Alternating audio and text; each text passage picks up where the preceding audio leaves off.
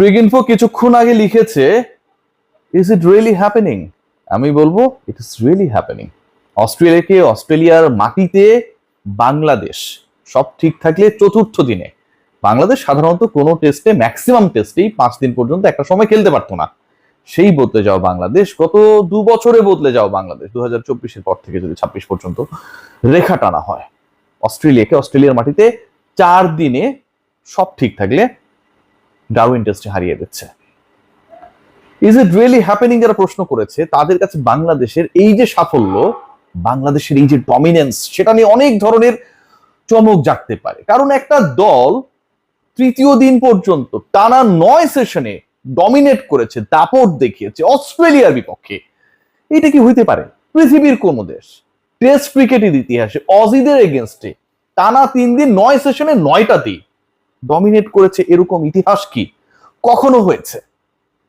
প্রতিদিনের সকালবেলা আমাদের প্রত্যাশা, প্রার্থনা তো হচ্ছে বাংলাদেশের জন্য যেন ফার্স্ট সেশনটা খুব ভালো হয়, খুব ভালো 1 ঘন্টা যেন বাংলাদেশ কাটাতে পারে। আর ক্রিকেটাররা মুচকে হাসে, কারণ তারা পুরো সেশনই পার করে দেয় অবলীলায়, প্রতিপক্ষের বোলার আর ফিল্ডারদের টায়ার্ড করে, নিজেদের বেস্ট ডেলিভার করার মাধ্যমে বাংলাদেশের লিডকে 200 পার করে। যারা আমরা প্রার্থনা করেছিলাম, অপেক্ষায় ছিলাম বাংলাদেশ 200 রানের লিডটা পাবে কিনা, 153 থেকে 47 রানস অ্যাট লিস্ট অ্যাড করতে পারবেন কিনা Miraj and Hasan and the others, সকলের সেই প্রত্যাশা স্বপ্নের থেকেও দারুণভাবে পূরণ করেছেন বাংলাদেশের ব্যাটাররা, টেল এন্ডাররা। বাংলাদেশ যখন বিরতিতে যায়, লাঞ্চে যায়, তখন মাত্র 2টা উইকেটের পতন হয়েছে, বাংলাদেশ অ্যাড করেছে আরো 67 রান। বাংলাদেশ যখন অল আউট হয়ে গেল, বাংলাদেশের স্কোরটা তখন 400 পেরোনো। বাংলাদেশ যখন অস্ট্রেলিয়াকে ব্যাট করতে নামালো, তখন বাংলাদেশের লিড, যে স্বপ্ন ছিল 200 হলে দারুণ হয়, 150 হলেও চলে, 228। সবকিছুই ঘটেছে। ডারউইন টেস্টে বাংলাদেশের এই দাপট, বাংলাদেশের শেষ 4 উইকেটের দাপট, টানা 3 উইকেট হারিয়ে ফেলার পর বাংলাদেশ যেভাবে ঘুরে দাঁড়িয়েছে, বাংলাদেশ যেভাবে ডমিনেন্স অব্যাহত রেখেছে, সেই পুরো কৃতিত্বের জায়গাটা একজনকে না দিলে অন্যায় হবে। মেহেদী হাসান মিরাজ ব্যাট করেছেন 25 ওভারের বেশি, বাংলাদেশের লিডকে 150 পার করিয়েছিলেন একদিন আগে, বাংলাদেশের লিডটাকে 200 পার করালেন তৃতীয় দিনের সবচেয়ে কঠিন সেশনটায় ব্যাট করে, বাংলাদেশের লিডকে 228 পর্যন্ত নিয়ে গেলেন। কঠিন সময় 50 করলেন, হাসান মাহমুদের সাথে অনবদ্য জুটি করলেন, হাসানকেও খেলালেন 92টা বল। মেহেদী হাসান মিরাজ প্রেসার সিচুয়েশনে যা করার কথা, প্রেসার কুকারের থেকেও যেন খুব ভালোভাবে করে দেখালেন ডারউইন টেস্টে। খেয়াল করে দেখবেন এই মেহেদী হাসান মিরাজ, যেই মেহেদী হাসান মিরাজ জাস্ট কদিন আগে ওয়ানডে ক্যাপ্টেন্সি হারিয়েছিলেন এবং তারপর প্রস্তুতি ম্যাচে শতক হাঁকিয়েছিলেন, অনেকে মনে করেছিলেন সেটা অস্ট্রেলিয়ার তৃতীয় সারির দলের বিপক্ষে হতেই পারে, বাংলাদেশের সবচেয়ে মোক্ষম প্রয়োজনের জায়গায় একই দিনে 2বার ক্লিক করেছেন। আগের দিনে 32-এর অপরাজিত ইনিংসকে 65-এ নিয়ে গেছেন। ওই বাংলাদেশের 400 পেরোনের স্কোরে তার যে মহানায়কোচিত ভূমিকা, অ্যাটলিস্ট থার্ড ডেতে স্টিভেন স্মিথকে যেভাবে করেন বোল্ড করেছেন, একই লাইনে বল করতে করতে যেভাবে বিভ্রান্ত করেছেন, যেভাবে বাংলাদেশের পথের কাঁটা, জয়ের কাঁটা হিসেবে আবির্ভূত হওয়া স্টিভেন স্মিথ গ্রিনের সাথে পার্টনারশিপ করে বাংলাদেশের সেই স্বপ্নকে চুরমার করে দেওয়ার একটা নাট্য রচনা করার প্রাক্কালে ছিলেন। মিরাজ সেই জায়গায়ও যেন তার সেই কৃতিত্ব দেখাতে ভুল করলেন না। ডারউইনের উইকেটে স্পিন কাজ করবে, স্পিন ধরবে, তাইজুল মিরাজরা ইফেক্টিভ হবে, কিন্তু স্মিথকে আউট করার যেই কৃতিত্ব, স্মিথকে ফেরানোর যে স্বস্তি, যে আনন্দ, বাংলাদেশ দলের অস্ট্রেলিয়াকে হারানোর পথে সবচেয়ে বড় অস্বস্তিকে দূর করার যে আনন্দ, সেই কাজটা করেছেন মেহেদী হাসান মিরাজ। তাইজুল ইসলাম দারুণ বল করেছেন, উইকেট পেয়েছেন, বোল্ড করেছেন, তবে হাসান মাহমুদের আলোচনাটা একটু আলাদাভাবে করতেই হবে। আগের ইনিংসে 55 রানে 6 উইকেট, অস্ট্রেলিয়ার মাটিতে বাংলাদেশের কোনো পেসারের, কোনো বোলারের যে কোনো ফরম্যাটে প্রথম 5 যেদিন তিনি পেলেন, ঠিক সেদিন অস্ট্রেলিয়া 200 করতে পারলো না।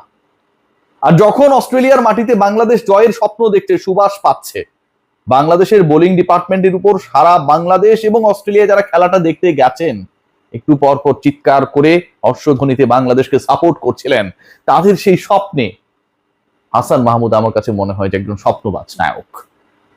আগের দিন যেভাবে যা করেছিলেন সেটা repetition again and again. Hasan Mahmud again, আগের দিনে প্রথম ব্রেক থ্রু এনেছিলেন এগেইন, আজকে সেটা করলেন।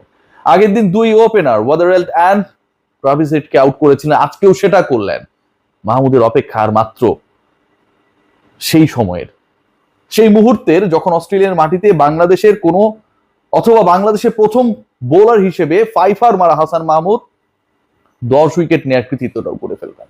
ভাবা যায় এই বাংলাদেশ, এই অন্যরকম বাংলাদেশ, এই ডারউইনের বাংলাদেশ অস্ট্রেলিয়াকে বুঝাচ্ছে টেস্ট ক্রিকেটটা কতটা কঠিন।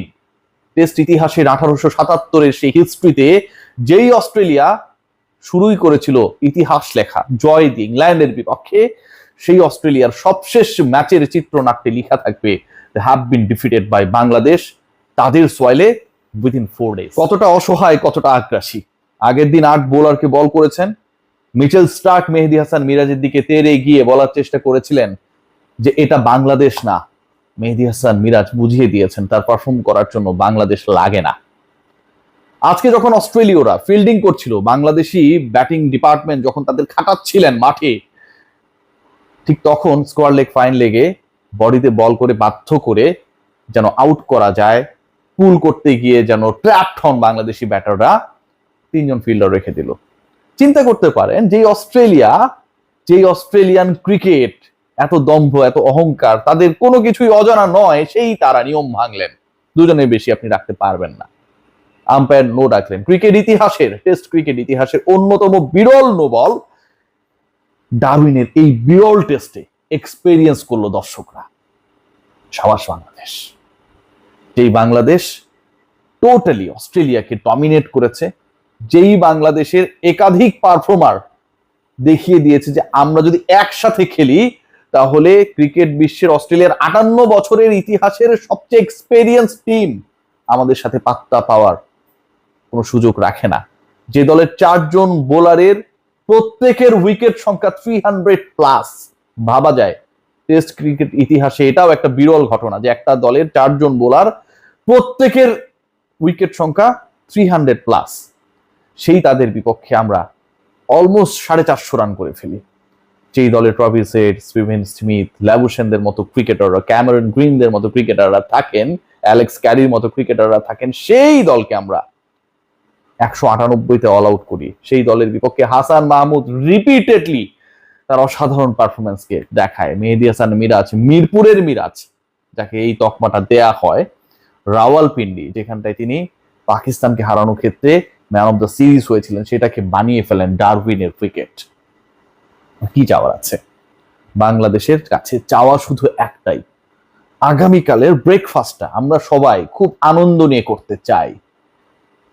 আমার কাছে মনে হয় ব্রেকফাস্ট টাইম আসার আগেই, বাংলাদেশের টিপিক্যাল টাইমিংটা আসার আগেই অস্ট্রেলিয়াকে হারিয়ে দেওয়াটা খুব সম্ভব।